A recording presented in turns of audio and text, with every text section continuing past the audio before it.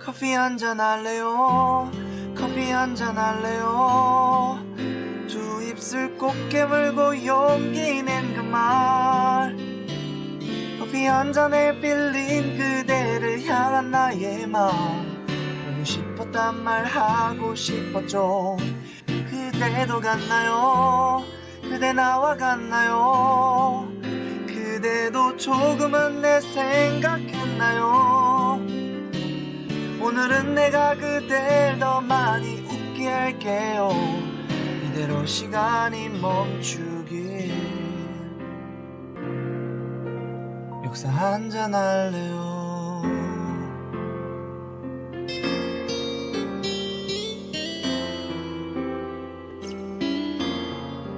우철쌤의 역사 카페.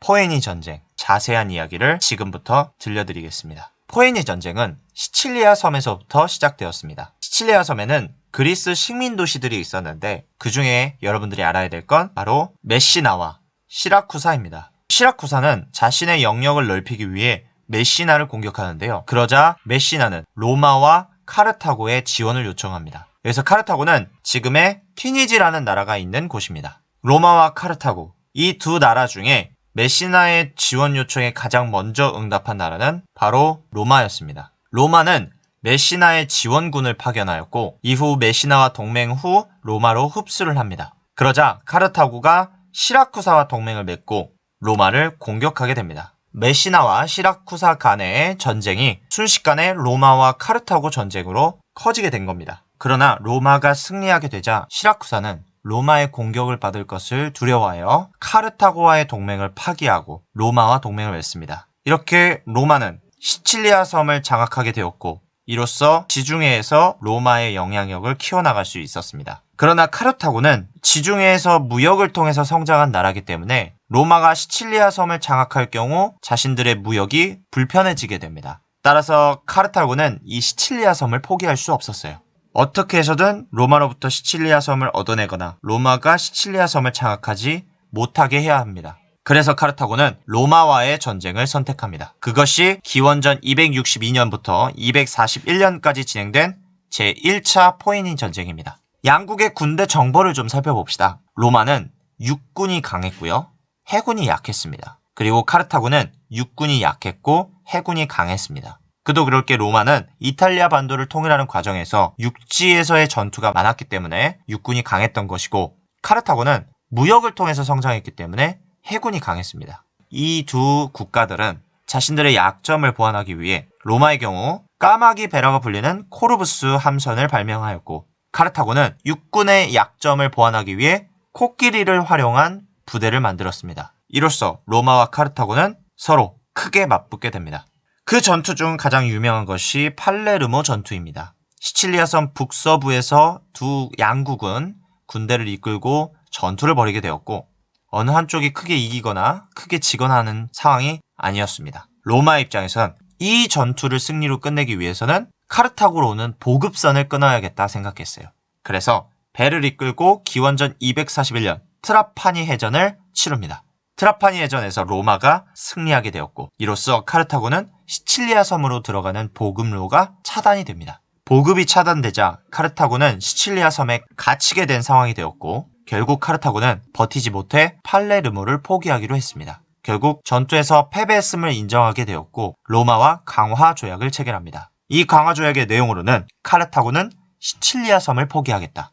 로마에게 배상금을 지급하겠다. 이로써 1차 포에니 전쟁이 끝나게 됩니다. 로마는 시칠리아 섬을 획득하게 됩니다. 시칠리아 섬에서 세금을 징수하게 되었고 이 지역은 농사가 잘 되는 지역이었기 때문에 로마의 곡물 창고로 만듭니다. 이 섬을 로마의 식량을 보급하는 그런 장소로 만듭니다. 이때 대농장 라티품디움이 설치가 됩니다. 라티품디움이란 한 사람이 운영하는 많은 농장을, 많은 농토를 의미한다고 보시면 되겠네요. 이 시칠리아 섬을 획득함으로써 로마는 지중해 해상권을 키울 수 있게 됩니다. 카르타고는 로마와의 약속대로 로마에 배상금을 지급하게 됩니다. 이 과정에서 카르타고가 가진 돈이 줄어들게 되었고 그러다 보니 백성들의 삶이 어려워지게 됩니다. 이것에 불만을 느낀 자들이 반란을 일으켰고 카르타고는 반란을 빠르게 진압하고 돈을 다시 벌어서 세력을 회복할 그런 방법을 고민합니다. 그러던 중 하나의 방법을 결정하게 되는데 그것이 식민 도시 건설이었습니다. 로마가 아직 점령하지 않은 지역 중 히스파니아, 이베리아 반도로 진출하기로 결정합니다. 히스파니아, 이베리아 반도는 바로 이 지역입니다. 지금의 스페인과 포르투갈이 있는 이 지역을 이베리아 반도, 히스파니아, 에스파냐라고 부릅니다. 카르타고는 이 히스파니아, 이베리아 반도 지역으로 진출하였고 이 진출하는 과정에서 식민지 도시인 카르타고 노바를 건설합니다. 카르타고 노바의 뜻은요, 신 카르타고라는 뜻이에요. 이 과정에서 한니발이라는 사람이 등장합니다. 이 카르타고 노바를 중심으로 한니발은 카르타고의 세력을 점점 키워나갔고 기원전 219년 한니발은 발렌시아 부근에 있는 로마 동맹국을 공격하면서 로마와 대립관계를 형성합니다. 카르타고의 공격을 받은 로마는 공식적으로 한니발 군에 철수할 것을 요구하지만 한니발은 이를 거절하고 오히려 로마를 공격하기 시작합니다. 이 전쟁을 기원전 218년부터 202년까지 진행된 2차 포에니 전쟁이라고 합니다. 2차 포에니 전쟁은 한니발이 일으킨 전쟁이기 때문에 한니발 전쟁이라고도 합니다. 이제부터 한니발의 로마 공격이 시작됩니다. 자, 넘어가기 전에 여러분들이 좀 알았으면 좋겠는 산맥 두 개가 있습니다. 첫 번째는요, 스페인과 포르투갈이 있는 이 이베리아 반도와 프랑스를 구분하는 산맥인 피레네 산맥이라는 게 있습니다. 실제로도 프랑스와 스페인 사이의 국경선을 이 피레네 산맥으로 그어놨습니다. 두 번째로 스위스 주변을 둘러싸고 있으며 이탈리아 반도와 그 다음 프랑스, 오스트리아, 독일 등의 유럽 본토와 구분을 짓는 산맥이 있습니다. 그것이 알프스 산맥입니다. 이 두 산맥을 기억해 주시기 바랍니다. 먼저 한니발은 기원전 218년 로마를 공격하기 시작하면서 로마군을 무찌르면서 돌파하게 됩니다. 그 다음 한니발은 알프스 산맥까지 돌파하면서 로마와의 전투를 계속 승리로 가져갑니다. 알프스 산맥을 넘어선 한니발은 그대로 이탈리아 중부 지역까지 공격해 들어갔고 이 과정에서 로마군은 계속 패배하게 됩니다. 로마군은 점점 밀려 이탈리아 남부에 있는 칸나이까지 밀리게 되고 이곳에서 전투를 치르는데 기원전 216년에 일어난 일이었습니다. 이 칸나이 전투에서 또다시 로마가 패배하면서 로마는 엄청난 위기에 빠집니다. 여기서 더 밀리면 로마는 시칠리아 섬으로 들어갈 수밖에 없게 돼요. 이때 로마는 더욱더 위기에 빠집니다. 로마에 반감을 가지고 있었던 세 개의 세력이 카르타고의 한니발 세력에 합류하겠다라고 발표를 합니다. 시칠리아 섬의 시라쿠사, 그리스 반도에 있는 마케도니아, 그리고 이탈리아 반도 나폴리 근처에 있었던 카푸아, 이 세 세력이 한니발 세력에 합류하겠다 발표하자 로마는 굉장히 위험한 상황에 놓이게 됩니다. 이것을 해결하기 위해 몇 가지 생각을 합니다. 그 중에 가장 먼저 되어야 할 것이 이탈리아 남부 지역에서 한니발 군대에 맞서서 버티는 것. 두 번째는 한니발에게 합류하겠다라는 세력이 못 오게 하는 것. 이 두 가지가 당장 필요한 해결책이었습니다. 이렇게 방법이 결정되자 로마군이 작전을 펼치기 시작합니다. 먼저 한니발이 이끄는 군대의 공격을 막아내기, 버티기. 그런 다음 마케도니아를 공략합니다. 마케도니아를 공격한 이 전쟁을 제1차 마케도니아 전쟁이라고 합니다. 기원전 215년부터 205년까지 진행이 되었습니다. 한니발 세력으로 합류하는 것을 차단하는 작전으로 이 전쟁을 일으킵니다. 마케도니아 전쟁이 진행되던 와중인 기원전 211년에 로마군은 시라쿠사를 공격해서 점령하고 그 다음 카푸아를 공격해서 점령합니다. 이렇게 한니발에 합류하겠다는 세력을 막아내자 로마는 카르타고의 허를 찌르기로 합니다. 바로 한니발 군의 본거지인 카르타고 노바를 공격합니다. 이때 나선 사람이 스키피오 장군이었습니다. 그때가 기원전 209년이었습니다. 한니발 입장에서는 자신들의 본거지를 멀리 떠나온 상황이었기 때문에 이곳은 상당히 방어가 취약했습니다. 그런 곳을 스키피오가 공격하여 점령함으로 인해서 한니발 군은 더 이상 뒤가 없게 됩니다. 이후 스키피오는 이베리아 반도를 장악하기 시작했고 여기에 있는 카르타고 세력은 쫓겨나게 됩니다. 이러한 상황 속에서 친로마 성향을 띠고 있는 누미디아가 로마군 세력에 합류하겠다라고 합니다. 누미디아는 지금의 알제리라는 나라가 있는 지역입니다. 이로써 스키피오와 누미디아, 로마는 카르타고를 포위할 수 있게 됩니다. 그러던 중 기원전 205년에 1차 마케도니아 전쟁이 끝나게 되고 로마는 본격적으로 카르타고 본국을 공격할 계획을 짜기 시작합니다. 그러자 기원전 203년 카르타고는 이탈리아 반도에 있는 한니발을 카르타고로 소환합니다. 이에 한니발은 어쩔 수 없이 이탈리아에서 카르타고로 이동하게 되었고 카르타고와 로마의 큰 전투, 자마 전투가 기원전 202년에 일어납니다. 자마 전투의 결과 로마가 승리하게 되면서 카르타고는 로마와 전쟁 금지 협약을 체결하게 됩니다. 카르타고는 앞으로 그 어떠한 상황 속에서 그 어떤 전쟁도 할 수 없다라는 게 전쟁 금지 협약입니다. 전쟁을 하지 못하는 카르타고는 한니발이 필요 없게 되었고 한니발은 시리아로 도망을 갔지만 곧이어 스스로 목숨을 끊으면서 자신의 운명을 마감했습니다.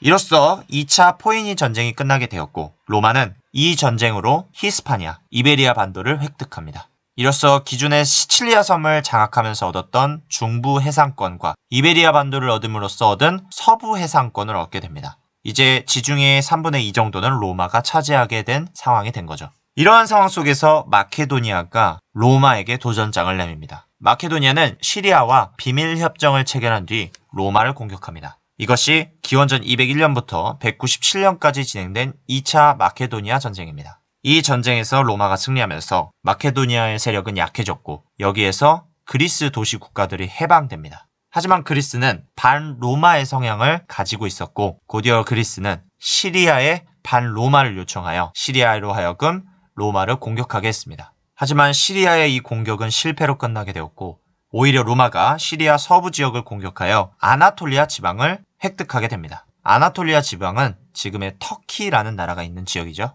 이후 마케도니아의 페르세우스라는 사람이 다시 마케도니아 세력을 키운 다음 로마를 공격합니다. 이것이 기원전 172년부터 167년까지 진행된 3차 마케도니아 전쟁입니다. 마케도니아의 페르세우스가 로마를 공격했지만 피드나 전투에서 로마군을 이끄는 아이밀리우스 파울루스에게 크게 패배하게 되었고 여기서 크게 패배한 마케도니아는 결국 멸망하게 됩니다. 하지만 마케도니아는 멸망한 뒤에도 남은 세력과 안드리스쿠스라는 사람을 중심으로 마케도니아의 남은 세력이 모여 마케도니아를 되살리려 군대를 일으킵니다. 이것이 기원전 150년에 일어난 4차 마케도니아 전쟁입니다. 로마는 곧 이 군대를 진압할 병력을 파견하였고 기원전 148년에 마케도니아 잔존 세력을 진압함으로써 마케도니아 세력은 완전히 끝나게 됩니다. 이로써 로마는 그리스 반도까지 장악하게 됩니다.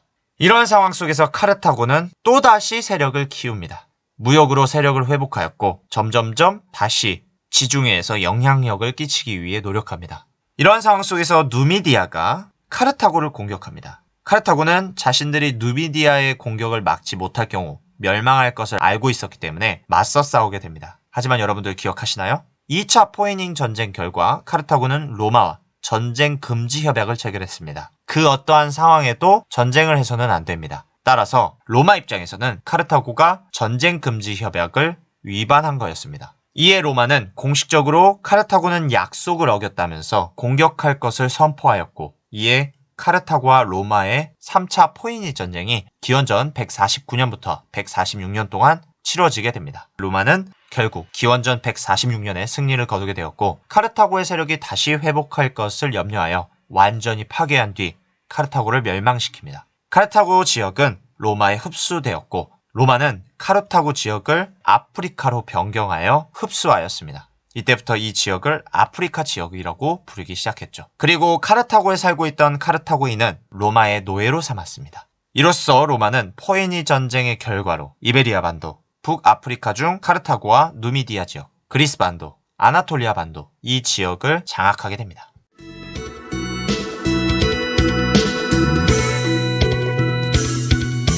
따라하면 돼요. 카운터 줄게요. 어렵지 않아요.